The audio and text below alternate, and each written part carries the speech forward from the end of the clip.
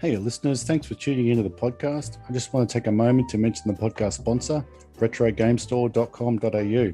Head over there for all your Game Boy refurbish and repair needs. Screens, shells, buttons, and all the bits and pieces. And there's a complete custom build made to order service as well. Also, plenty more retro gaming goodness like video cables, display stand and power supplies, controllers, etc. And you can add the code PixelPie at checkout to get 10% off your order.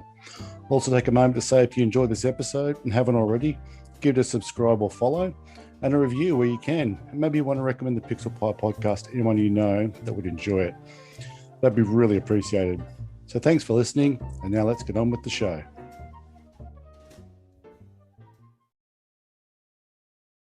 How you going? This is John, aka Ozninetieskid, and you are listening to the Pixel Pie podcast.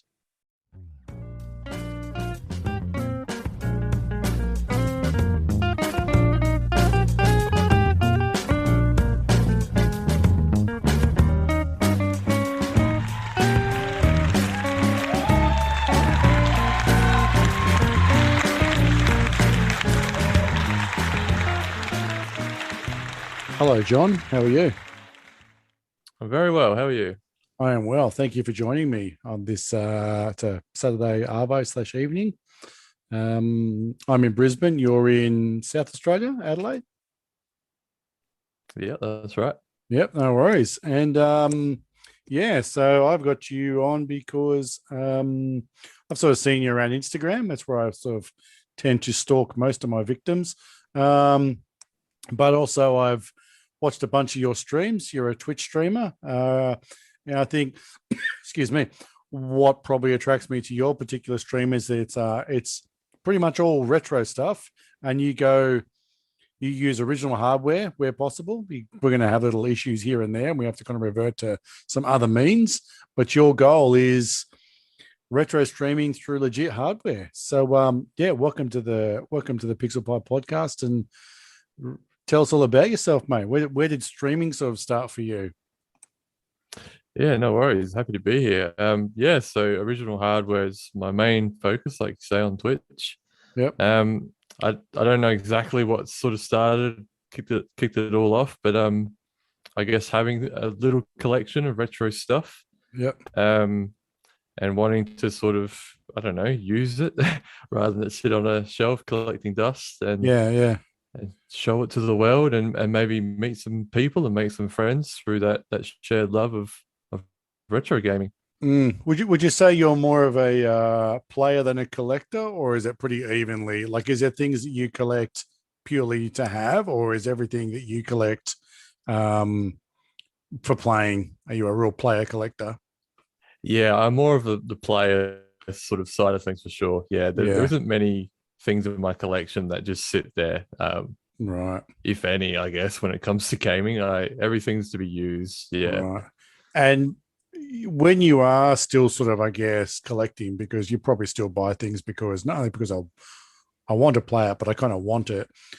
How much of that is now, compared to say, whatever, 4 or 5 years ago when you were just buying for yourself, how much of your money goes into things that are slightly persuaded by the fact that I could stream this? Yeah, I think I definitely buy more things now, that's for sure. Just more volume?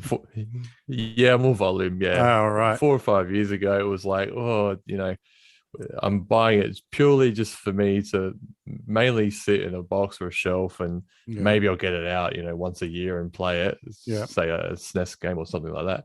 Yeah. Now it's like, well, I could buy that and, the next day I could be streaming it. So got that extra sort of value to me now. Yeah. That real sharing. The streaming, I guess, I can't speak from your side, and I wasn't until sort of in my late teens into, sort of around the 17, 18, where I was sort of a bit more mobile around town, going to other people's houses. And I think that was around the PlayStation 1 era. And I sort of understood, because I never really had consoles growing up, but I could sort of see this whole, like, multiple people being in a room playing consoles together. And I was like, that's pretty cool. But I was kind of never really still enough to enjoy it. But I guess streaming in a way is a bit like that. It's sort of a virtual couch. Especially your streams, you communicate with your viewers a lot, which is an art in itself, being able to play a game whilst watching chat whilst having conversations. That always astounds me. Well done. Yeah, absolutely. Yeah, I do like to sort of have that feeling, like you say, of yeah, we're all sitting around, we're all having a chat while Mm, playing the game. The game is happening, but it's not the only thing happening. The conversation is a huge part of it. Absolutely. mm. I want to go back a few years to like when little John was sort of first getting into gaming and stuff. And I always, because Game Boys is sort of my main sort of bread and butter these days, what I'm sort of actively collecting and actively playing is generally, I wonder, like I've been playing a bit of stuff on the 3DS, but I'm doing that so I can move back to other games on my Game Boys. Were you a Game Boy kid? I was, yeah, absolutely. I started with the original Big Chunky Boy. Yeah, big Um, DMG. And what were your games I would then? have been Tetris, Pokemon, Yeah, Super Mario Land, I believe, Wario Land. yeah, right. Those come to mind. Yeah, Yeah. And and yeah, and then the Game yeah. Boy Color was probably my favorite handheld. Still is the Game Boy Color. I absolutely Right. love it. Do you have a nice refurbished one that you can enjoy all the games on without having to sit under a street light?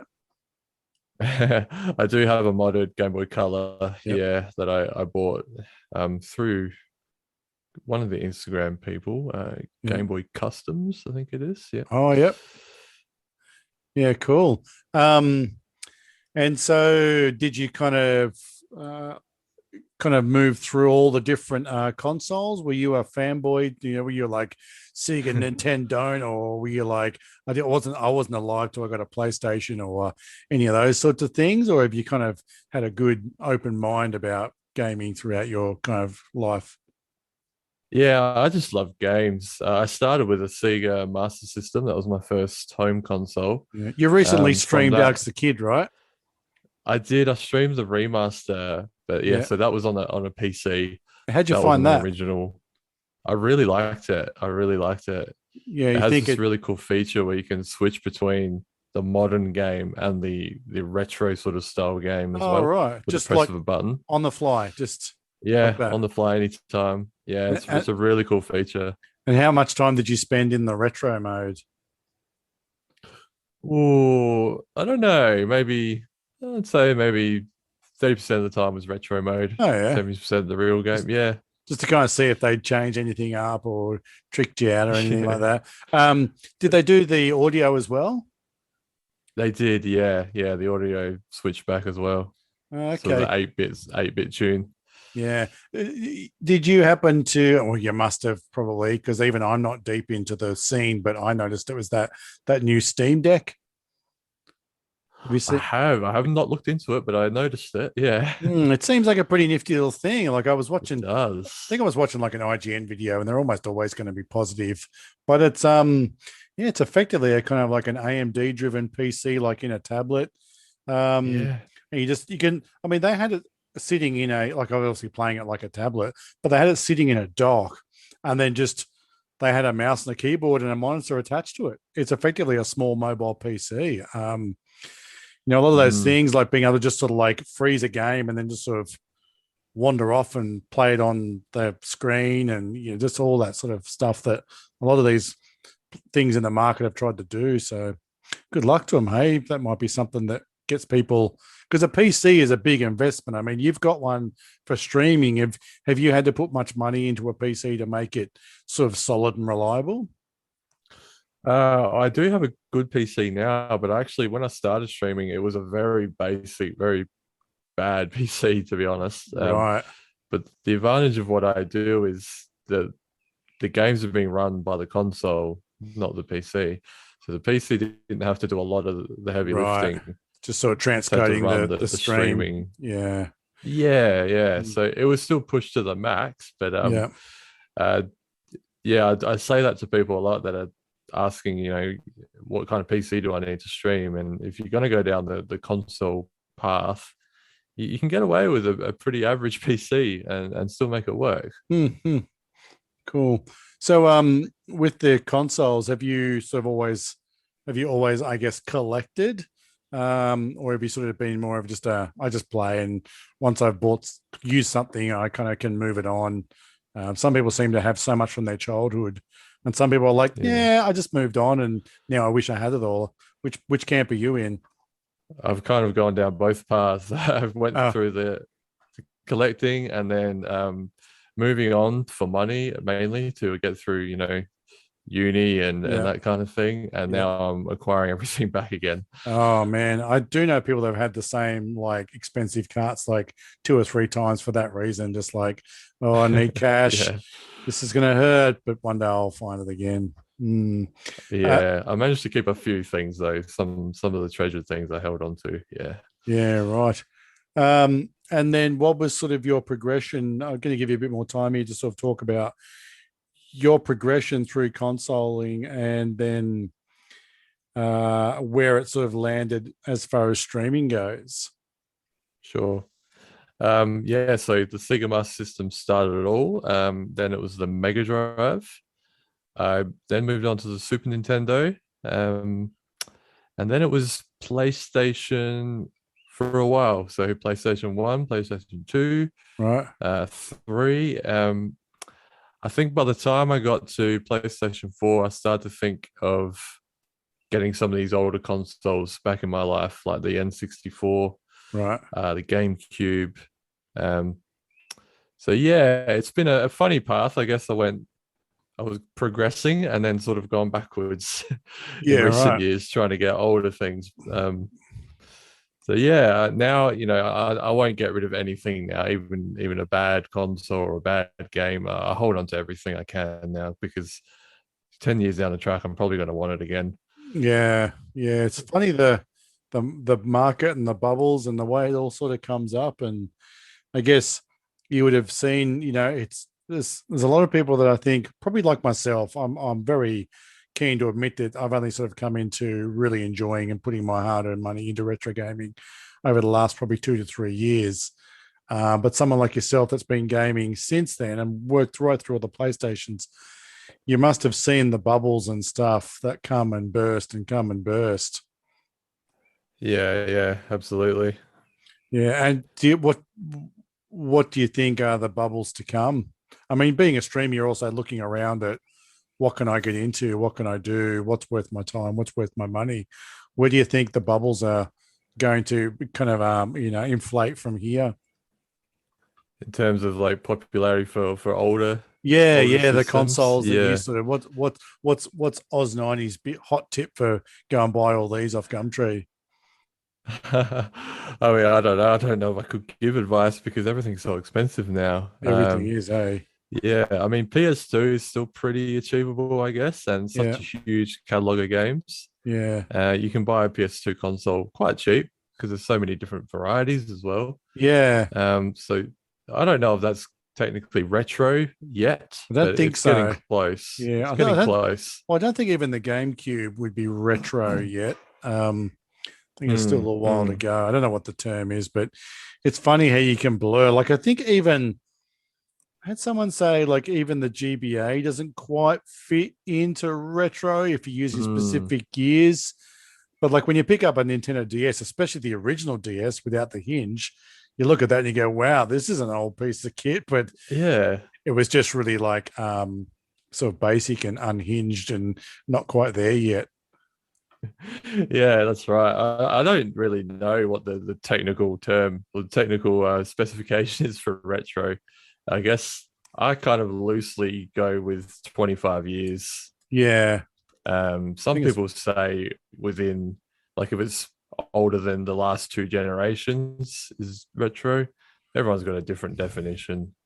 hmm, I don't mind too much. Everything's sort of it's loosey goosey for me. I call anything retro really, anything within the last, I don't know, 15 years. it's going to be kind of almost anything that just stirs up those feelings of sort of nostalgia, isn't it? Because but to you, that's retro because that's kind of back then. So Yeah, you could be it, spot on with that actually. it becomes Yeah. quite subjective. I think the thing, what I see at the moment is maybe things like recently looking around for a Wii U. I found like a nice, good condition Wii U to be not rare, but a little harder to find than like a PS2. And that's probably got something to do with the amount that was sold. I'm sure the PS2 was just sold by the bucket load. And you're right. You can pick up a pretty clean PS2 for sort of anywhere between $100 and $150. You don't know what they're like because you're looking at photos of them easily, and they could be covered in dog's hair and all that. And they might just need a quick dust off and, but the Wii U I found a little tricky to get hold of. The Wii, on the other hand, you can pick them up for sort of like just the console for like sort of $50, like everywhere. And I'm like, it might be time to just buy a Wii U a month for $50 and have a big stack of them. And you might be right. In a year or two, there might be, even if you make $100, they're not very big. They're not hard to store, Yeah, you might be right. The Wii U, actually, I picked up maybe 2 years ago. It was a hot tip, really, because I'd never really had any interest in the Wii U, or I never had a Wii actually before that. So someone was saying to me, you got to get one though, because of the virtual store. It's full of retro games. Yeah. And wow. Yeah, I was impressed. So I picked one up for like $80. Nice. With some games and a controller, and it's been one of the best things I bought for the catalog, the back catalog of Nintendo retro games. I did. I got one. I paid a bit over 200, but mine came with a box and like at least all the cardboard inserts and this kind of cool, like clear kind of plastic shell. I don't think the guy had ever actually played it like on a TV much. It had hardly ever been in the dock. So that's kind of a cool little thing.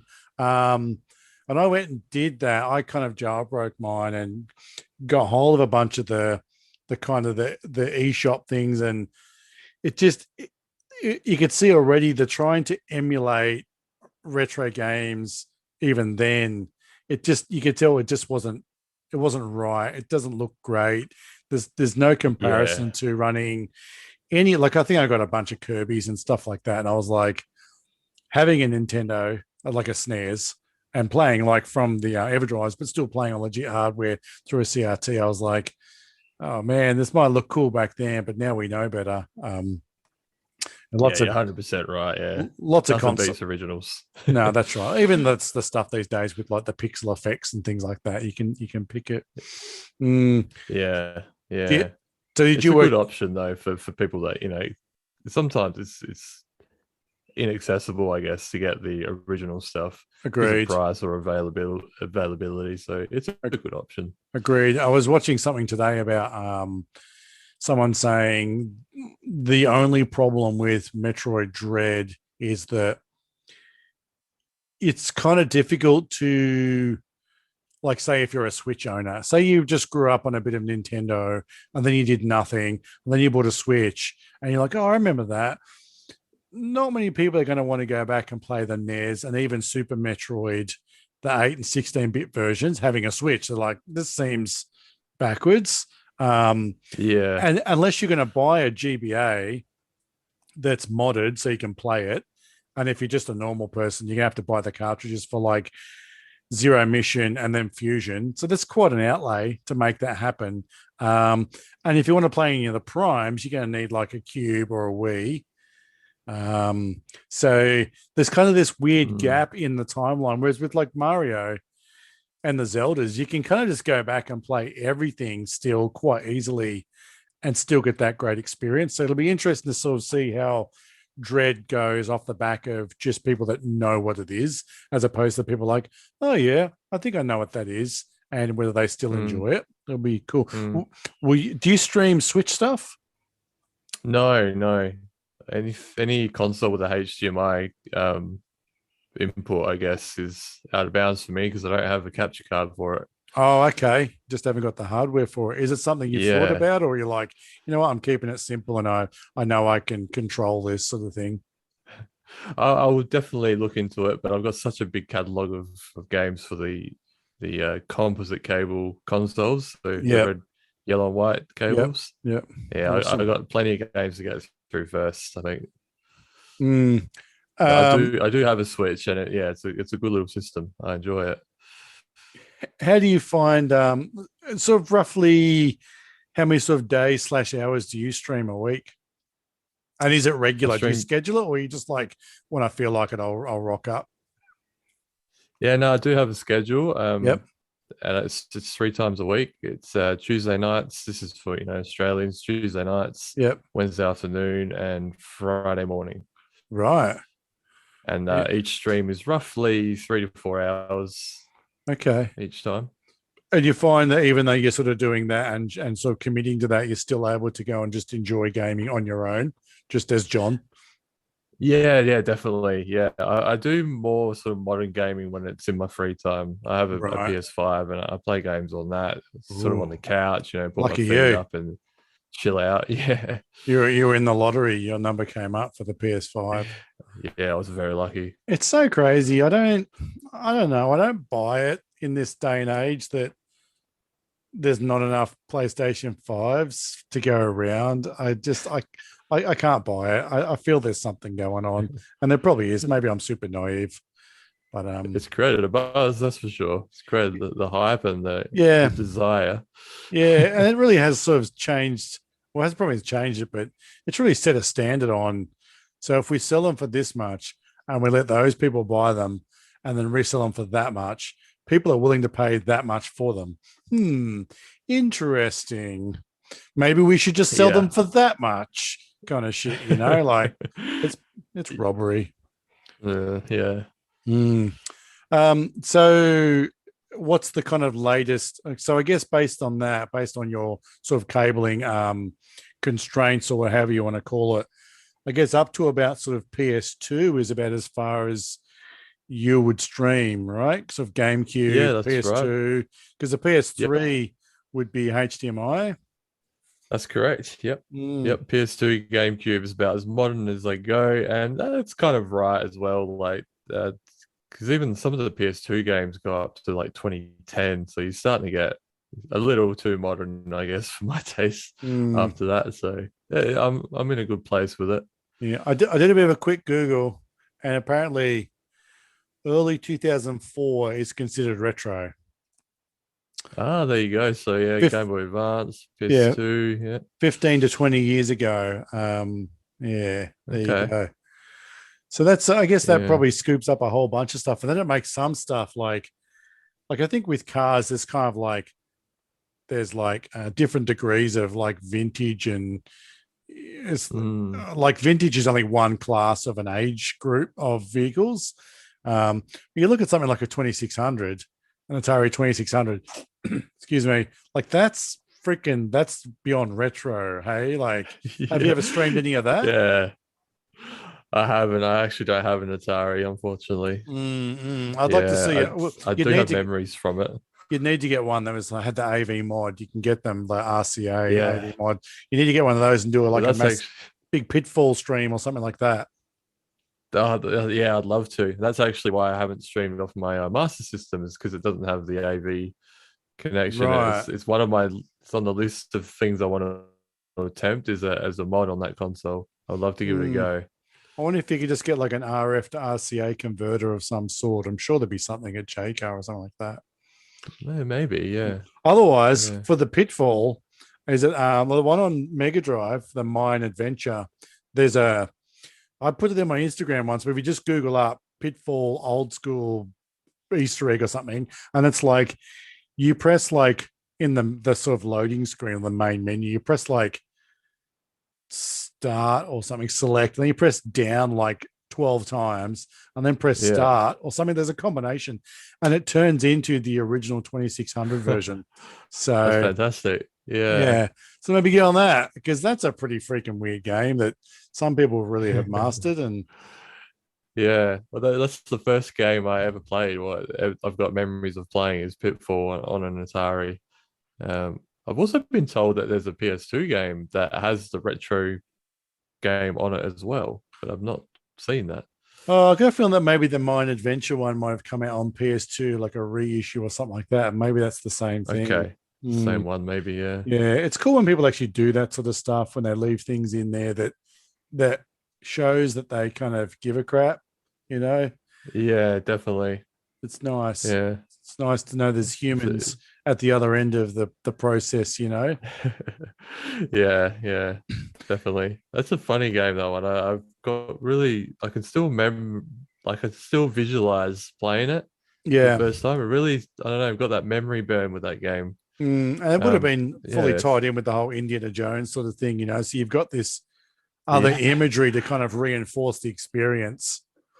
yeah. That's true. That's true. Especially Like, as a kid. yeah, that's right. As a kid, it's like having, any kind of game where you're a spaceship shooting other spaceships and having Star Wars to kind of fill in the gaps.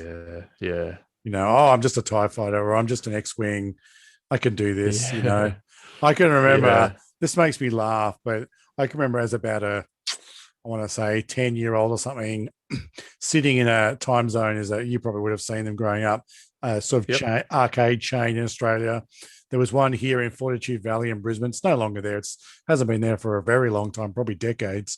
And they had the sit-down Star Wars with the vector graphics and the yoke. Yes. And you have Obi-Wan's voice talking, use the Force, Luke. And I can legit remember sitting in that, closing my eyes for the first 10 seconds and just thinking I'm going to use the Force, and totally just sucked into it. But you're 10. Oh, that's great. Yeah, you're 10 and you're it's so immersive. Like 40 cents can just get you so much joy. Did you spend much time in arcades growing up? Yeah, definitely. Time Zone, like you say, the other random ones. Yeah, I used to love arcades. And even just machines that would pop up in, like pizza shops and fish and chip shops and stuff. If I could find one, I'd play it. Yeah. I often look at laundromats when I drive past them because they're about the last place you sort of think, like, outside like a barcade or an actual arcade that's organized. Laundromats would be a great place to just have a machine sitting there, kind of, because you're kind of hanging out waiting for your washing to dry or whatever. I don't use laundromats, but I would do my washing there if there was an arcade machine close by. It would make it worth the trip. Yeah, people got their coins ready anyway for the washing machines. Yeah, exactly. Sounds like a plan. So, with your streaming, I always have these questions about things like, is it as easy as just kind of like getting a Twitch account and then just kind of firing up your PC and having a capture card and off your trot? Like, how hard is it to sort of get established and iron out all your creases? It kind of is. It is easy to start, yeah. And then it just depends on how far you want to go with it, I guess, is the next thing. How many sort of steps along the way you want to put in and you're willing to put in. And if you just want to stream a game, you can go ahead and do it with a few clicks of the mouse, really. Right. And what are your kind of goals for streaming? I'd like to, I guess, my first goal was to do it for a year and see if I enjoyed it, and I've done that, and I do enjoy it. Yep. And from here, I'd like to we're building a little community. I've got a Discord. We've got I've made some friends, which was another goal. Just to, I don't have like in my real life, not a lot of friends that are into sort of gaming and retro gaming. So that was definitely missing. So if that's all that comes out of it, then great. I've definitely made some friends out of doing this. And I'm playing some games that I never got to finish growing up or even play growing up. That's been cool. It's sort of see how it goes. I still work. I still have a job as well. So it's not like I need this to pay the bills. So it's kind of more of a hobby, but I do take it seriously in that it's planned, it's scheduled, and I put work in as well. I put work into it. You're reliable and all that sort of stuff. There's two things that you kind of said there that I find interesting. One is the friends thing. I'm probably pretty similar, and I guess part of the reason why I sort of started doing this podcast was to meet people, and it's like, for those that are listening, you're listening, but for me right now, I'm having a conversation with you, and I enjoy that aspect, and it's kind of controlled. Like, Like if you were to run around real crazy and take your pants off, I could just kind of hang up and go, all right, I'm out of there. That's too much. But we can have this conversation. And I think for streaming, you can control what goes on in your stream, and you can manage it, and you can sort of, if someone becomes too much, you can sort of go, you're out of here, buddy. Whereas you kind of get 100%. involved in like, real life stuff with people. And I'm sort of reluctant to get involved in any kind of like real life retro game meetups, because inevitably you're going to meet someone that you just like don't want to talk to. You're going to have to. And I've just got to that age where I'm just like, I don't want to have to do that. Yeah, that's right. Yeah, normal social rules apply, and you have to be polite and that kind of thing. Yeah. I don't think we've forgotten, but I think we've realized how much work it is to just kind of like pretend you're interested in that conversation kind of stuff. Yeah. Oh, yes, I get it. Yeah, it's good fun. Yeah, and you're right. The control thing is a part of it. Certainly with my streams and my community, there's no, we don't tolerate any toxicity or hate speech or anything like that. So you are creating over time. It's a curated environment that's friendly, welcoming, and anybody, I hope, can come along and feel like they are welcomed and part of it, no matter what your circumstances. Yeah. It's often a matter of not giving them an ear. Like when people want to kind of rock up and start, poo-poo bum face or whatever they're going to sort of, say/type. And as soon as someone starts going, can you just shut up, you idiot? They're like, boom, got ya. I'm in for a good night. Yeah. And often if you just kind of like, and I think that's very similar about, sort of what I've seen in the sort of Game Boy scene of Instagram, is that there's really no one around kind of interjecting and kind of saying stuff. And so because there's no one around, everybody's just like, I guess if anything gets said, everybody's just like, sure, whatever, buddy. Cool. Yeah. There's probably another place for you somewhere else, and they waddle off. And with Twitch, you can just click the delete button or the block button, and you're done with them as well. Do you kind of have any, like, I don't understand how, like, it's different between like human mods and bots and things like that. What sort of stuff do you have in place to make sure everybody's having a good time in yours? And have you had to kind of like, bring out the big guns and kind of have someone removed or anything like that? Yeah, so Twitch has its own sort of auto mod bot sort of thing that picks up on bad words, really. Right. And then I do have a team of mods, people that I've met and over time built a relationship up with, people that I can trust, that they've got the ability to they will remind someone about the rules if they're out of line, and then we actually have a set of rules. It's just basic stuff, don't be an idiot. They'll remind them, then they can delete their comments or ban them completely if they really overstep the line. Fortunately, with retro gaming, I find that the kind of people I get that are attracted to retro gaming are generally older people, or more mature people, I would say, as well. Yeah. So I've been lucky in that I haven't had to really moderate so many people. That you get the odd person, but it's generally it's a very cruisy sort of stream. We don't have a lot of trouble. Do you find yourself participating in much other, like watching and chatting on other people's streams much now that you're kind of in part of that community? I mean, as much for like doing your homework and going, the way that person does that is cool and that sort of stuff? Or do you find like, I just do my stream, I don't want to kind of be affected or accidentally pick up other people's stuff, and also I've got enough Twitch in my life already? I actually love using Twitch as a viewer, and I have to sort of self-regulate so that I don't spend too much time on there. So generally when I clock off at night, I don't look at Twitch. That's my chill out time.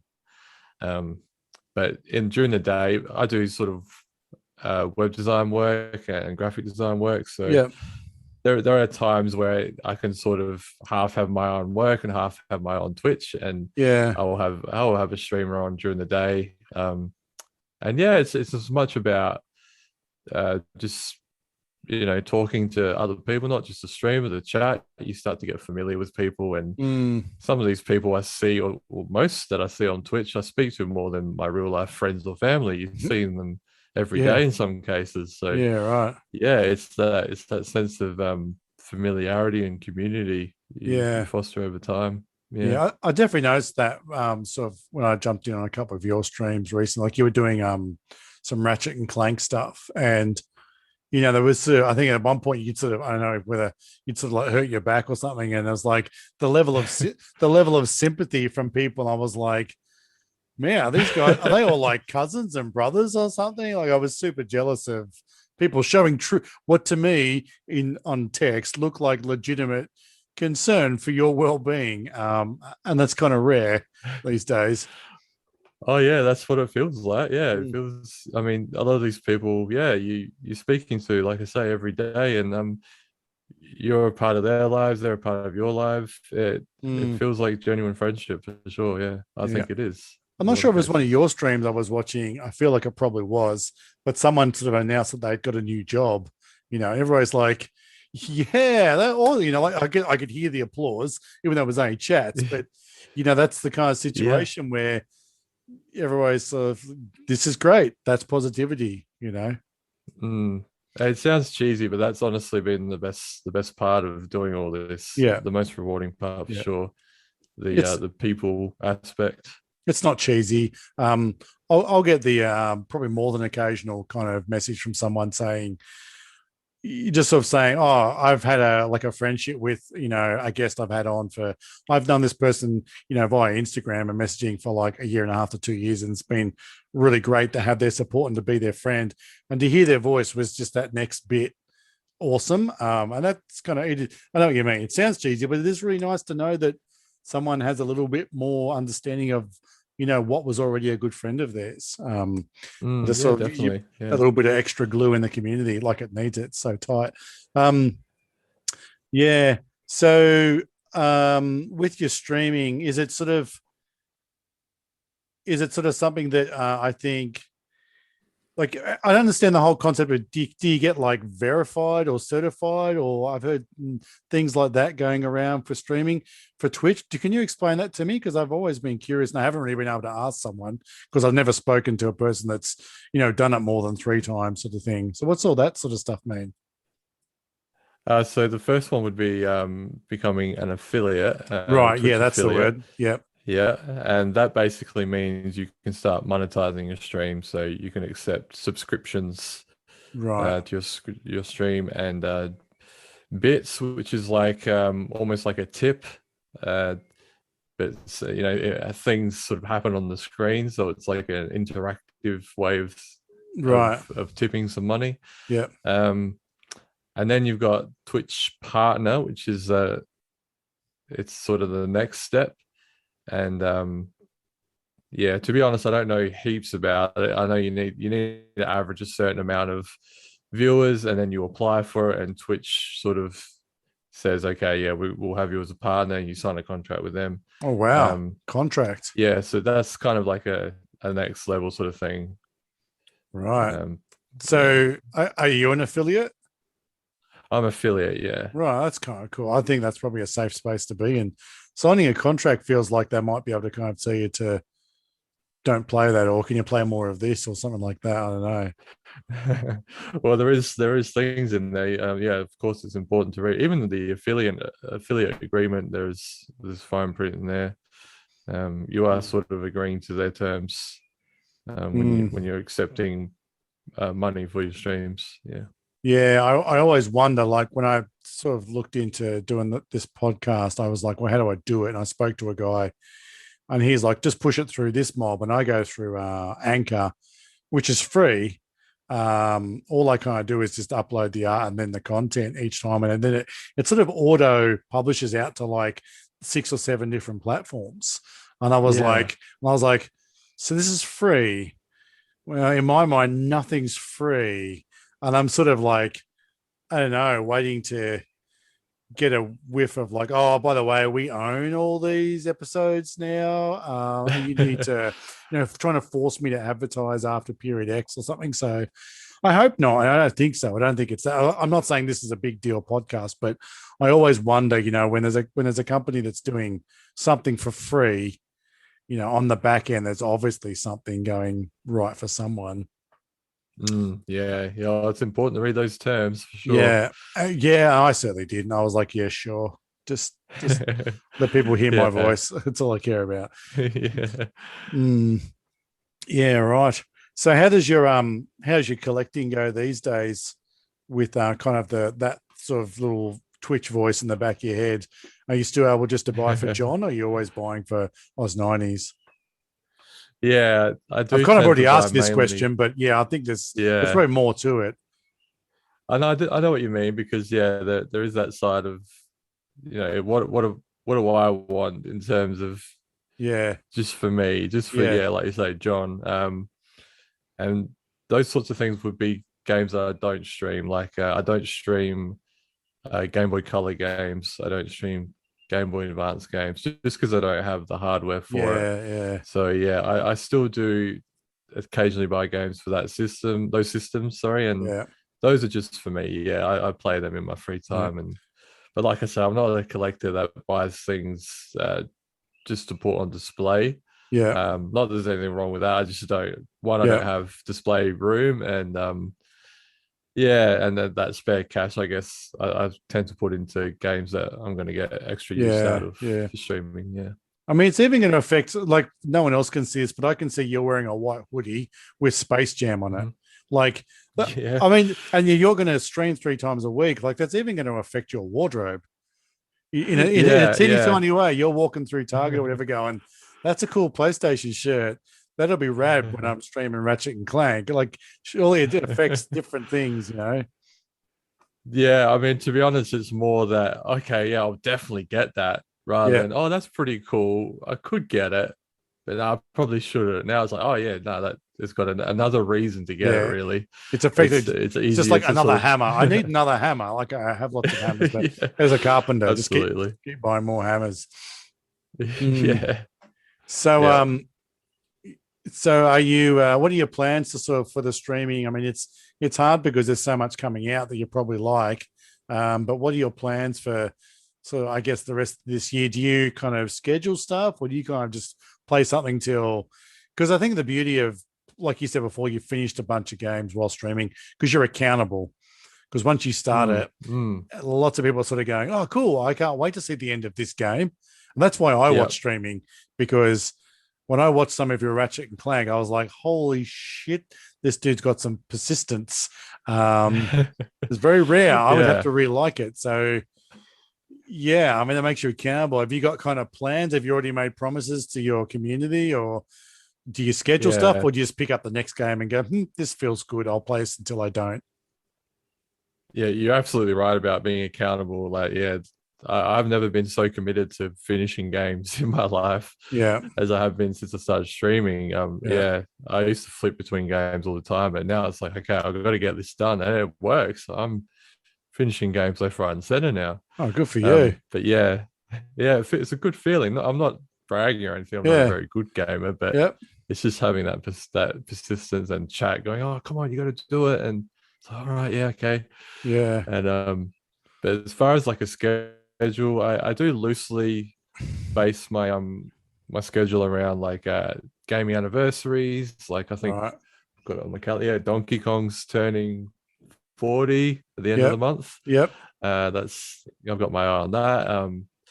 But the other side of it's just games that I just feel like playing. Sometimes it just depends on like what's happening in my life. If I'm really busy and flat out, I like to play chill games. If I'm in a hyped up mood, maybe I'll play some racing or some fighting, something like that. It's not really set in stone either. Sometimes I'll set a schedule even for the week. So I'm playing this, and this, and I might change it on the night because I don't feel like it. I think it's important to play what you feel like at the time, because otherwise it can be a bit forceful, and it might come across that way in your stream as well. Yeah, it's important that in your own just everyday gaming as well, isn't it? Like because I was like a very late oncomer to like gaming, probably in the last 3 or 4 years, but really kind of playing in the last two to kind of go, all right, I'm going to play right through these 3 games. I'm going to do these 3 Zeldas in a row, and kind of working through Minish Cap and going, there's no way I'm going to get, I will just, it's like when you eat too much at a buffet and you're like, if I just keep eating, I'm no longer going to enjoy this. And sort of knowing, I think most games I've got through, which is like Minish Cap, a couple of Metroids, things like that, that I will get to a point where I'm like, all right, I'm swearing and losing my shit a bit. I'm just going to put it away. I'm going to go and play something else, something a bit of fun, even something stupid like, a bit of Mario Golf or something like that, and just leave it for a week or two, and then you'll come back. It must be pretty challenging when you're kind of like that close on stream and you just sort of like keep not quite nailing it and just getting the result that you and everybody else is expecting, on this Friday night, because you said you'd have it done by Friday. It's so funny to say, like, because I've just had that yesterday with Ratchet and Clank. Right. I knew I had the final boss. I said to Ron, yeah, we're doing the final boss today. Thinking I've got a whole stream to beat it. And I couldn't do it. And wow. It's quite frustrating. You kind of feel that pressure, but it's only pressure I've set on myself to beat the game. Everyone's understanding, they don't mind, but it's frustrating. But at the same time, they're all games. They're there to be fun. So as long as I'm having fun, which I still was, even though I was getting crushed, that's the main part. Which have you been working through a number of Ratchet and Clanks? Because you were doing Ratchet and Clank like 2 or 3 weeks ago. Your stream is the sort of stream that, because you're so communicative and you're having other conversations about stuff, and you're very, it always amazes me how guys like yourself can play, watch a chat, and communicate and keep it all kind of like relevant. And I will be able to put you on, like at work, where I work like electronics over a bench, but I can put my phone somewhere and then walk around with Bluetooth headset. So I'm kind of like, I'll glance, but I can hear you explaining everything. It always amazes me how those sorts of streams like yourself, how they can work. That's a skill. That's a true skill, to play and talk. Oh, I appreciate that. Yeah, it's something that I wanted to get right from the beginning, to be honest, from when I started streaming, is to be able to, because when you're starting, you're probably streaming to no one. So you don't have that bounce back of chat. Yeah. So it's important to sort of, I think, describe what you're doing and how you're feeling and that kind of thing.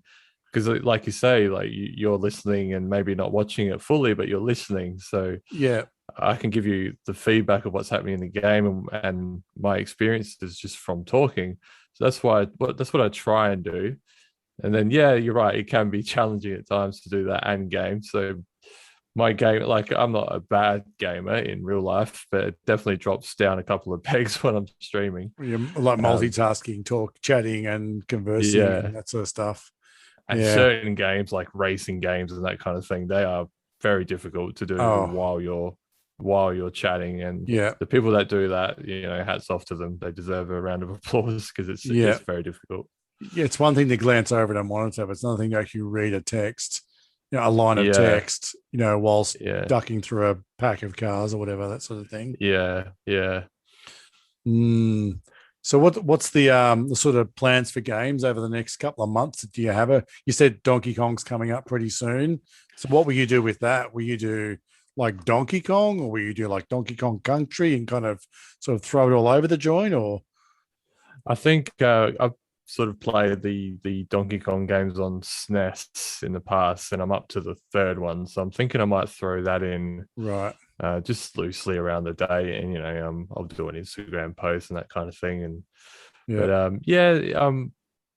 I've been playing PS2 for a bit now, so I'm kind of keen to go back. I prefer sitting in that 90s era console space, so the SNES, Mega Drive, 64 Just era. I'm a 2D guy. I like the 2D platformer style of games the best, and Yeah, right. I'm gonna spend a bit more time with those sorts of games. I think for a couple of months, I'll say. Yeah, yeah. You yeah, do you have like what was I gonna say? Do you have many sort of like childhood sort of memories of Donkey Kong and that sort of stuff, or is it just sorry, that's what's saying, or is it just something that you kind of like, oh, well, Yeah, this is the anniversary, I'm just going to do it this way and sort of bounce off that. yeah. It's mainly.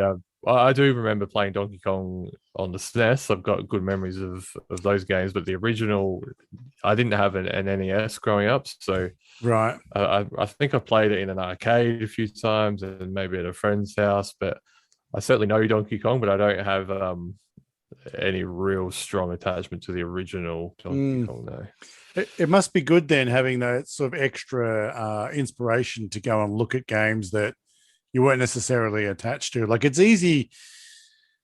not easy, but when you get someone that, and there's a different challenge in everything, when we get someone that like loves or knows, like let's say Turtles in Time, they know it back to front, and they just sort of play those 3 or 4 games a lot. And obviously, probably because they get speed running and everything, so there's obviously other challenges involved. But I guess when you're streaming, you're kind of looking for new things to stream or reliving those memories. You've got the extra bit of sort of motivation to go searching. Yeah, that's right. Yeah, maybe there's a game or a series that I know of, but I've never got to for whatever reason. I mean, there's Yeah, millions of games.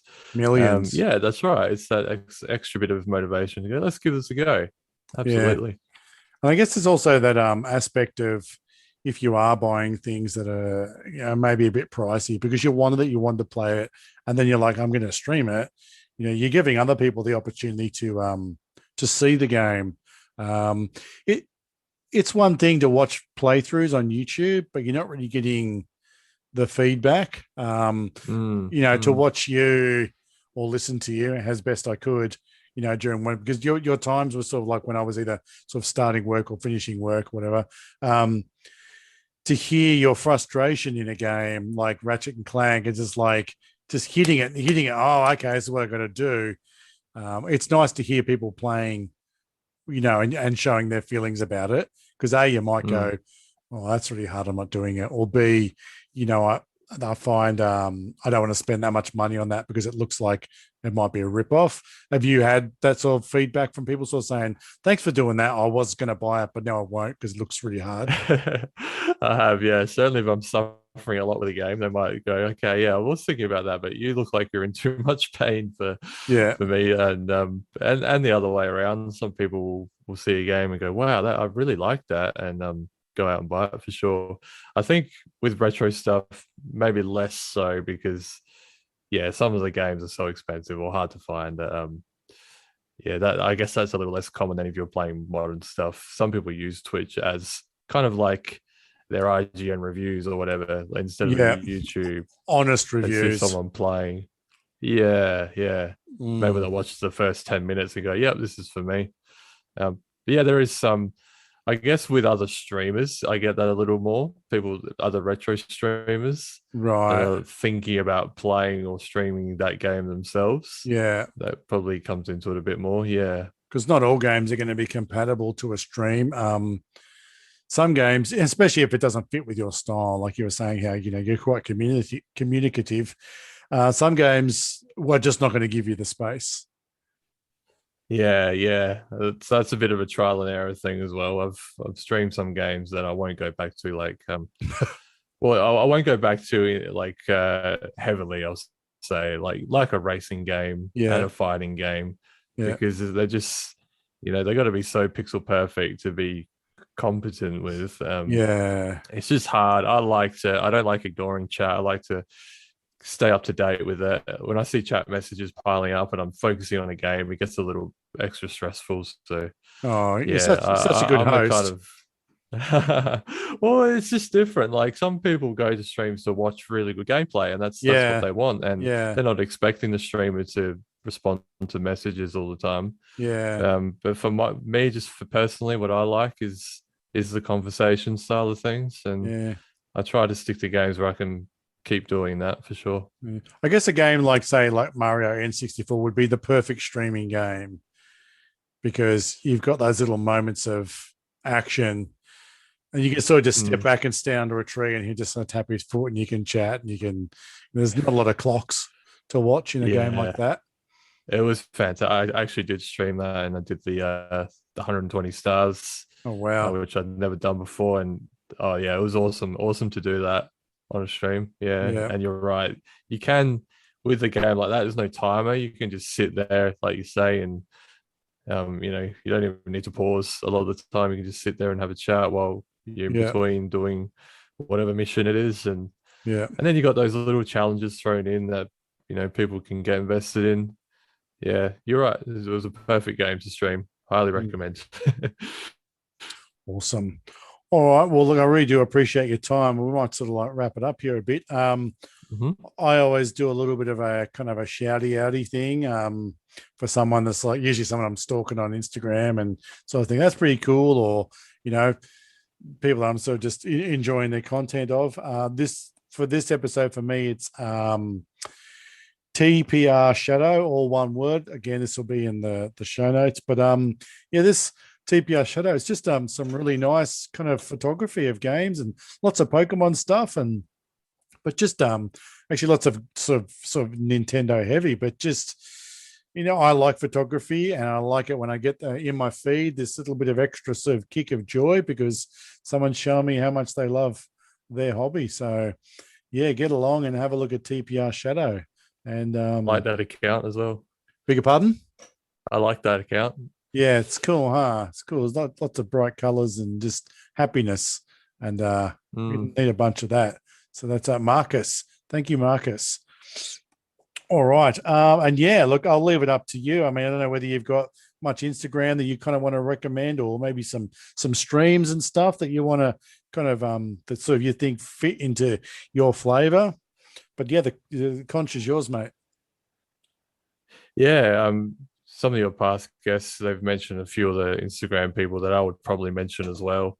Yeah. Some great accounts keep popping up over and over. So yeah, there's a couple of streamers maybe that I'll mention. Being a streamer myself, a lot of these people have Instagram accounts as well, so you can just look them up, the same name, and they'll be there. The first one would be my wife who actually streams. I'd be remiss to not give her a shout out. Oh, first. Really? She's you got one of those stream houses. We too. So yeah, she actually streams all the days that I don't stream. So yeah, we're busy in that way that most of the time one of us is on. Do you ever stream together? We have occasionally, yeah, we have. Sometimes I'll get her on to do some local multiplayer co-op retro style. Oh, okay. And every now and then I'll hop onto an online sort of game that she's playing and help her out there. But yeah, she does more modern sort of stuff. Right. She used to do a lot of Rocket League, not so much now. She does more sort of story-driven games. She just played A Plague Tale. She's playing through BioShock now. Right. That's pretty awesome. Like that, yeah. Okay. So what was her stream name? It's Miss A Game. Miss, that's MS_A_game. Right. And same as on Instagram as well. She has a little bit of a collection herself. Yeah, cool. Yep. And you got any others there? Yeah. So I'm actually a part of a stream team, which is called E-Quality. E-Quality. Right. And the creator of that team is I Am Fall from Grace, right, who was the first streamer I actually came across on Twitch. All right. And I was brand new to Twitch. We're talking like maybe 18 months ago, I'd say. And I said to everyone, I didn't know what anything was. I didn't know what emotes were. I didn't know what cheering was. I didn't know what POG was. And I just said, like, I just said that in the chat. I'm new here. Can you help me out? And her community was so welcoming and helpful. And really, she's a huge inspiration and a huge reason why I do stream. Yeah. Really interesting person as well. She does obstacle course racing. She's representing Australia. Oh, really? Yeah. So, yeah. and she's based in Adelaide as well. So Right. I highly recommend checking out Grace. And yeah, the team she's created is a team full of streamers that are like a welcoming, inclusive sort of team, and equality sort of represents that as well. The name, the brand. So I'm going to have to ask, because I'm a total noob, what's POG? Oh, I can't even explain it, to be honest. Is this like a Fight Club thing? It's like no, it's not a secret. It's a whole backstory that happened way before I was involved with Twitch. Right. Basically what it is now is a face, an emote that sort of represents not happiness, like a let's say good shock. Oh, really? Welcome surprise, maybe. Oh, okay. Is a good way to describe it. Oh. It's just like an emoji type of thing. Okay, fair enough. But you will hear people occasionally on Twitch say, "Oh, that's Pog," or "That's Poggers." Oh, okay. And I'm thinking, what, the little Tarzo type things? Yeah. So I was thinking from the 90s. I know what a POG is, but I don't think that's what he's talking about. Yeah, there is a little bit of that when you go to Twitch for the first time. It can be overwhelming depending on what stream you land on, in terms of the words people use and the phrases. But yeah, if you find a good community, the chat and the mods and the stream will be really, really helpful, and they'll be happy to guide you through. Oh, that's awesome. Can be a little. There's probably a lot of people that have considered it and thought, why would I? Or it's probably too hard. Only to find out, like yourselves, like actually it's not, and you might have a really great time and make some friends. That's a couple of reasons that why not? You're playing anyway, right? Yeah, exactly. Yeah. Yeah, and that team, I'll just shout out the whole team. There's so many good members in there. Yeah, if you go to the team link, I think there's 50 members now. Oh wow, it's growing. That's quite a community to have a look around in. Is it mostly? It wouldn't be mostly retro, would it? No, it's not. There's a couple. Something for everybody then. Zeph, she's a retro streamer. She streams original hardware as well. Yep. But there's everything. There's people that do shooters. There's people that do just variety of games. Yeah. There's something for everyone. Yeah. Yeah. All right. You got any more? Another one or two to throw on the end there? Yeah. There's another Aussie streamer called Retro Carnage. He streams original hardware stuff as well. Okay. I've seen him do some Sega, some Dreamcasts. So he does some slightly different things to me. Definitely recommend checking him out. Okay. And yeah, there's so many in the team. I'll just bang off a few names of streamers I like. There's someone called I'm Cataclysm, who streams a bunch of variety games. Emma Marie, she's an Aussie streamer. She does a lot of Nintendo stuff as well. And a friend of mine, the Moist Duck, really good guy as well. A fantastic name. He streams some Demon Souls, some Formula One, and another really good community. I like sort of streams that I can chat in and chat with the streamer, chat with the people, and relaxing streams as well. So yeah, all those people, similar sort of vibes in that you can have them on while you're doing things and relax. Yeah, it can be a high-paced, exciting game, but it's about the attitude of the streamer and so having a bit of a laugh and going, oh, well, that's not how that works. Thing, cool. All right, dude. Well, thank you so much for your time. No problem. I really would encourage anybody that's watching any streams to go over and check out John, Ozninetieskid. Anybody that's thinking about streaming, maybe there's something in this conversation for you to, you're playing anyway. You've got a capture card. Or if you don't, you can probably pick one up pretty cheap and just jump online and tell a couple of friends. And before you know it, a few of their friends are there. And before you know it, you're having a good old laugh on the virtual couch from the safety of your own room. It's nice and controlled and all that sort of business. So absolutely, awesome. Yeah. Just give it a go. It's easy. Have a try. No worries, man. All right. Well, bring on Donkey Kong. I'll see if I can get you going at work. And listen, I've played a bit of Donkey Kong myself on the cabinet. and she's a cruel mistress. There's no doubt about that. It's, the definition of RNG is right there in Donkey Kong. Yeah. So I'll be keen to see how far you get pushed. All right, no worries. All right, buddy. Well, thanks so much for your time, and we'll be in touch. No, thanks for having me. It's been a pleasure. Yeah. I love the podcast, by the way. Smashing through them, and yeah, bring it on. Give us more. Awesome. No worries. Thank you so much. Okay, buddy. Bye. See you later.